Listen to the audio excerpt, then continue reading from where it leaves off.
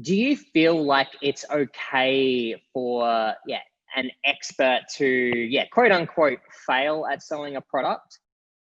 Imagine a blueprint, a step-by-step guide, a case study where we peel back the curtains and show you what it takes to sell on Amazon. Welcome to the $1 Million Case Study.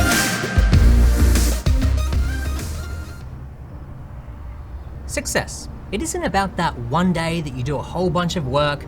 It's about consistency. That little bit of time that you carve out every day. That's why they call them success habits. So ask yourself, how can I make time to work towards my goals every single day? Schedule in that time so it's real, it's there on the calendar. And little by little, you will make progress.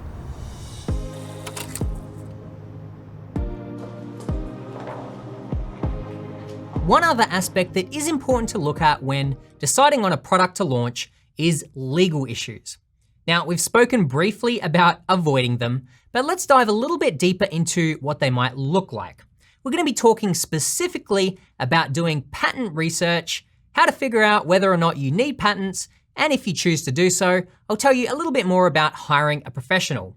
It's not always the most sexy topic, but it is an important one. In addition to that though, we're also gonna be looking at samples today and how to evaluate those, which will be fun, so let's get started. I'm curious, what's one of the worst Amazon nightmare stories you've heard? Well, I have had a few nightmares of my own. I was launching a product. There was an ingredient in this particular product that was approved by FDA, but not approved to sell on Amazon. And I didn't know that because I didn't read what, ingredients, all the ingredients that were approved to sell on Amazon. So spent all this money, had the product shipped to the Amazon warehouse only for it to be rejected. I got talking to some seller and he was telling me about this. He was selling those, those like spinners, like when those were a thing. And he launched them, they did really, really well. So he decided he wanted to brand them and put like a logo on them. When he sent the thing for his logo, when he got his spinners, the logo looked like an inappropriate thing. Like it was like something that he couldn't sell. Well, one of our coworkers, Lucas, talks about a story of selling, I think it was like bamboo toothbrushes. Lo and behold, when he received the product, it was moldy and it was it was something that you obviously could not sell. What would you say to someone that's had or is having an experience like that?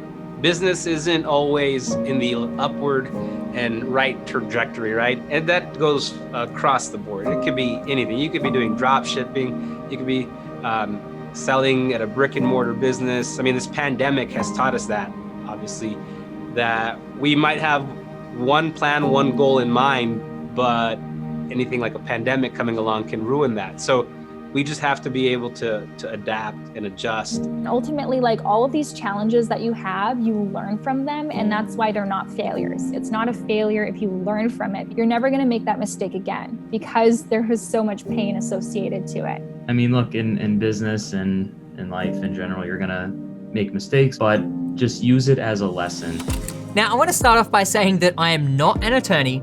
None of this information that I'm giving you throughout this episode is legal advice, but is information learned over the years of selling on Amazon and talking to other sellers along the way and what's worked for them. I'll do my best to condense down this information and make it as easy as possible to understand. So to begin, here's a brief overview of the 3 types of IP that you might encounter.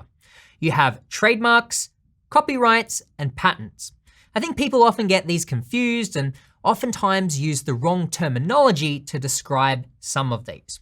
So, a trademark is something like Jungle Scout, which we have trademarked.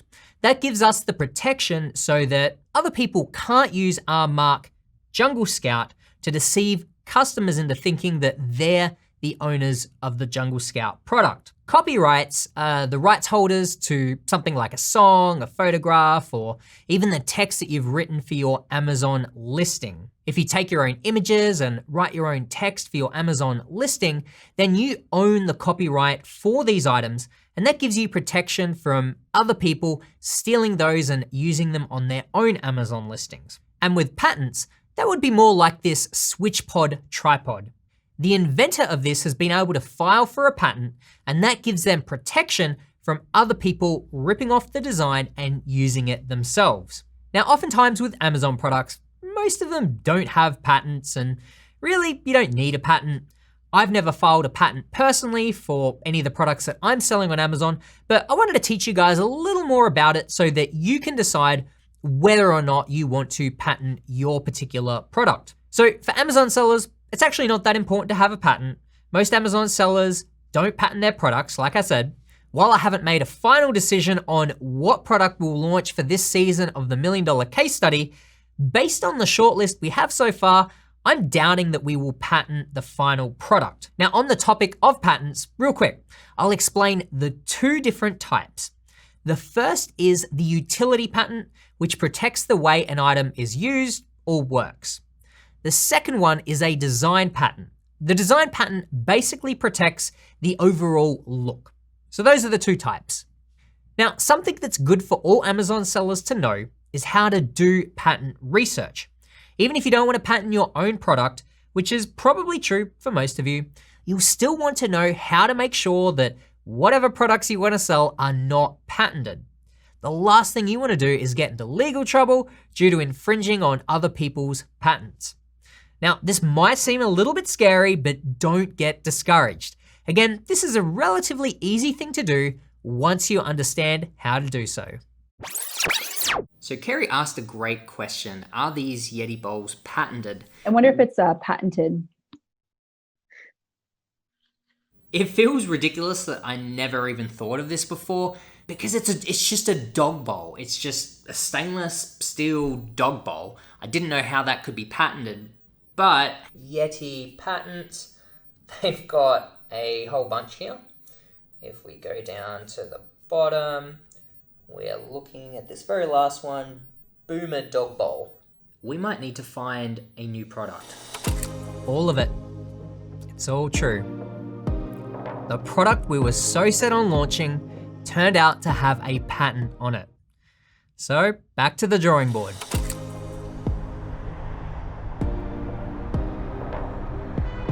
This is the type of setback that you can experience, but you always have the choice to keep moving forward. So now I'm going to give you a few different resources where you can search for patents so that you can avoid making the same mistakes. The first place you can check is Google Patents. Now this is by far the best and the most user-friendly to search through. The second one is uspto.gov.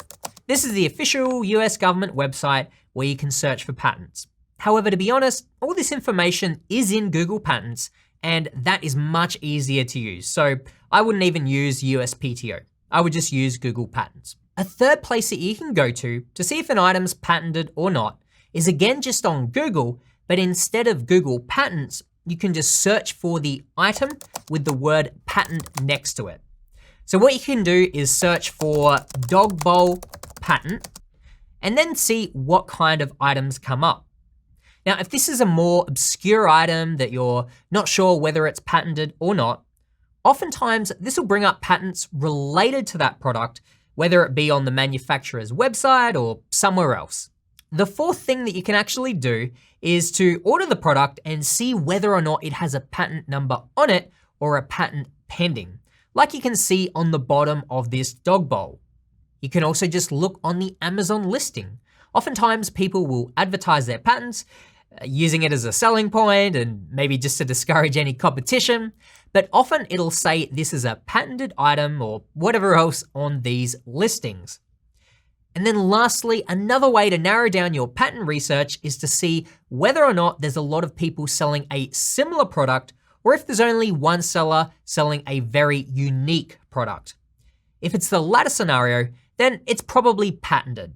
This was the case with the heavy-duty dog bowl and probably should have been an early indicator of the patent. I mean, there were plenty of different dog bowls being sold, but not many of the kind of heavy-duty kind that Kerry and I were after. Again, this was a particularly tricky one to detect because even now it's still hard to figure out exactly what has been patented, but for your sake, make sure to keep an eye out for this so that you don't make a similar mistake. If it's the other scenario where there's a whole bunch of people selling a very similar product, then chances are it's probably not patented. So if we take a look at one of the products we really like, let's say the snuffle mats, you can see there's a lot of different people selling this product. Now, while I'd call this a good indicator, if you were to ask an attorney about this, they would say never go off this to determine whether or not an item's patented. You should always do proper patent research using an attorney and the USPTO database and everything else. But I know from experience, for us Amazon sellers and for the majority of people watching this video, that this is a pretty good indicator. If you do find some results and you're a little bit unsure as to how to read them, then you probably do want to seek out an attorney and get professional advice. At the end of the day, that is the only way to be absolutely sure. Another good place to check is on the Amazon listings themselves. If you see any bigger brands selling your product, then those would be the types of companies that are more likely to have patents. Not always, but something to keep in mind. I just search for dog. Okay. Dog supplies, accessories, starter kit. Chicken sup- I told you that's puppy starter kit. That's one thing I was like, oh, I think that's such a good idea. What's a potty buddy? Oh, it's just like, A washable pee pad. yeah, okay. Let's see what they're selling. Yeah, I mean, it'd be cheap. Because a lot of people want to go more eco-friendly, and even though it probably takes a lot of water to wash it. These are more expensive than I thought. I Yeah. thought like these things would be, yeah, like $10 to $15. Look at that one. They're selling $3,645 a month. So maybe like if I take this guy and do a reverse ASIN search. Washable dog mat or something. Washable pee pads for dogs. That's like a pretty good amount of search volume. All right, let's try that again. $2 to $2.60. Like, Oh, that's I like that. $30. Yeah.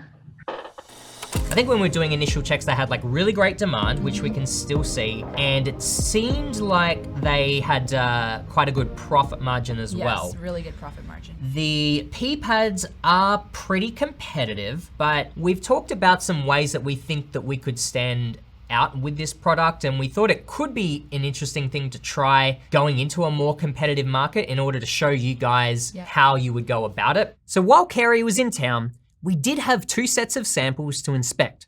The dog bowls, which we will no longer sell, and the washable pee pads, which have slowly risen to be one of our top contenders. Let's see our thoughts on each of these products. Should we start with the Yeti bowl off of Amazon? This is kind of our main competitor. Yep. Then this is the sort of heavy duty, similar style bowl that we have got off Alibaba. Very nice. Wow, impressive. Oh, they've even got the little paw print there. It says it's food safe and BPA free, making it perfect for kibble, water, and prime cuts.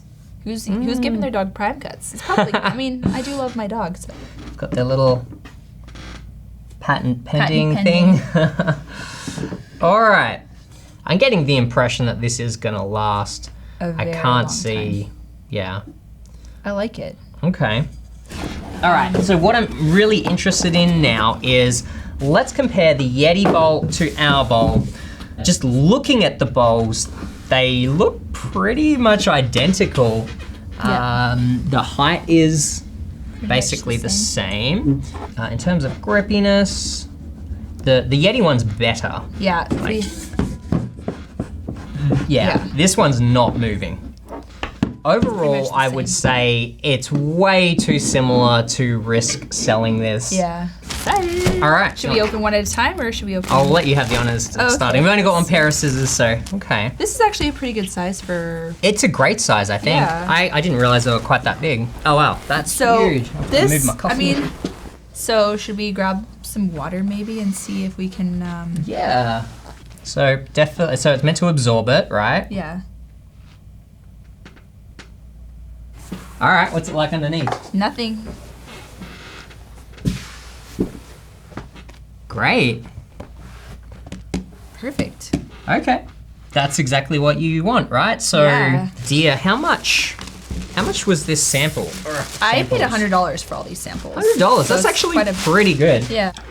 Which color do you like better with the pores? I like them both. So if I had to pick right now, I'd say the 30 by 36 with the paw print design. First impressions, we kind of like the material. Yeah. We verified that it absorbs liquids. It doesn't go through, which is pretty cool. Found a size that we like. This isn't the final test I would do. Like, Right. I would probably, Have Albus try to chew it up. I would see if Albus can chew this up, see if he wants to go to take the a wee on it. take a wee on it, and actually then try To clean it. to clean it and all Yep. of that. But I think at this point we're just getting an initial idea of like, is this a possibility? I think Yeah. so far like we like the design, we think it could work. Now we need to figure out the profitability, if we should even sell this product, and then we'll Yeah. maybe come back and do some final tests. Okay, that sounds good. Okay, everybody, so around 10 days after I sent over that money to my supplier, I received an email from Amazon informing me that they were removing all listings of this product. This was now considered a restricted product. I had a minor freak out and then jumped online and told my supplier to stop all manufacturing. And I looked into it a little bit further with a little more clarification. I found out this was due to a patent issue, and this was totally up to Amazon's discretion to pull these products. And I decided that I wasn't about any black hat tricks trying to list this product. And as a new seller, this just wasn't worth my while. I just thought I'd be taking a cut of around $1,500, but I did ask my supplier for a refund, and she did give me a refund. So I ended up getting around $826 US back to start to put towards my new product. What are your thoughts around, people in our shoes, influencers, experts? Do you feel like it's okay for, an expert to, quote unquote, fail at selling a product on Amazon? Absolutely. I think that's okay. And I think that's where, not even just on Amazon, but in life, that's when you learn the most things, when you mess up and learning from your mistakes. And not everything is going to go seamlessly and perfectly. If it is, you're one very lucky human. Honestly, with Seller Diaries, I found like when I did make a mistake and I was super transparent and open about it, everyone was cheering me on and like rooting for me. I really felt like that was one of the best episodes we did, when I was like, darn it, my product has a patent. Like, I made a rookie mistake, and everyone was just super supportive. So yeah, mistakes happen. I think that's okay. It's kind of different doing the $1 million case study to, I've sold or launched like a number of products before, but this one has this different added pressure because it is going to be so public. And so these doubts within myself of like, oh, I don't want to like mess this up. Like you, I was like, well, it should be okay if I do mess it up. And it depends on your definition of what a failure is. Because like you said, I prefer to look at it as just a learning curve or something you learn from. Just because I've done this before, I had like Carrie helping me out who's like done it before, doesn't necessarily mean we're gonna like knock it out of the park every time. It's like even the same with Greg. It's like people would just expect, I guess, that every time or every product that he touches, it all turns to gold, but it's like, that's not necessarily the reality, or it shouldn't be. In our FBA, in the seller community, our Facebook, people share those kind of failures all the time. And there's some incredible sellers in there and people who are just like, dang it, like something, went wrong, or the market changed. Like, you can't predict everything, but that's the beauty of anything, with any kind of venture, with stocks. If someone's like going to open a gym, if you're going to launch a product, if you're going to open a salon, the risks you're taking, even if, you're going to follow a plan step by step. As long as you learn from it, I think it's okay.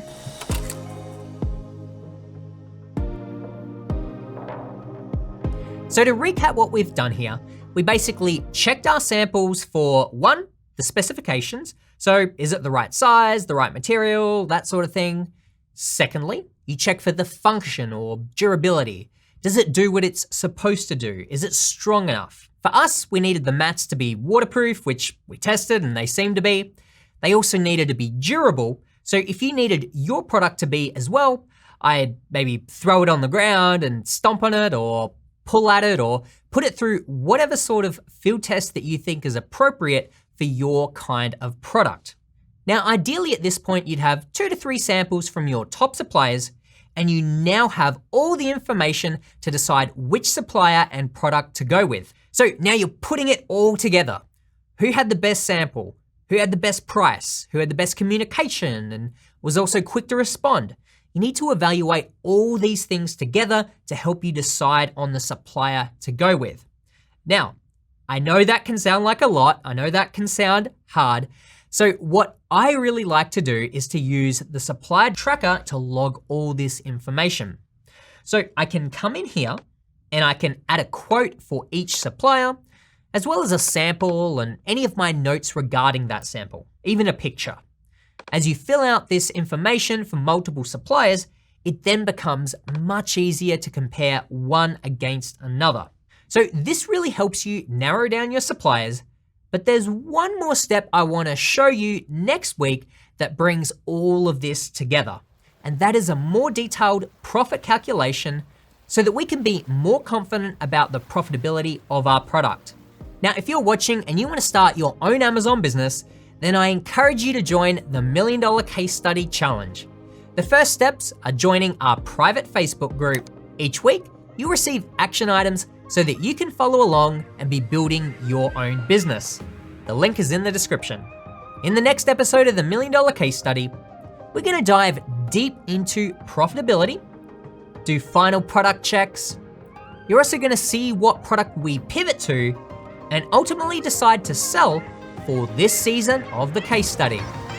Hope to see you there. Hang on, just need to. You see what I'm doing?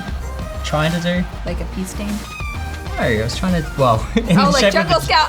I see it. Because like if people come over, I always like get rid of the dog stuff. Yeah. I don't. Oh, that's funny. I'm like, oh, yeah.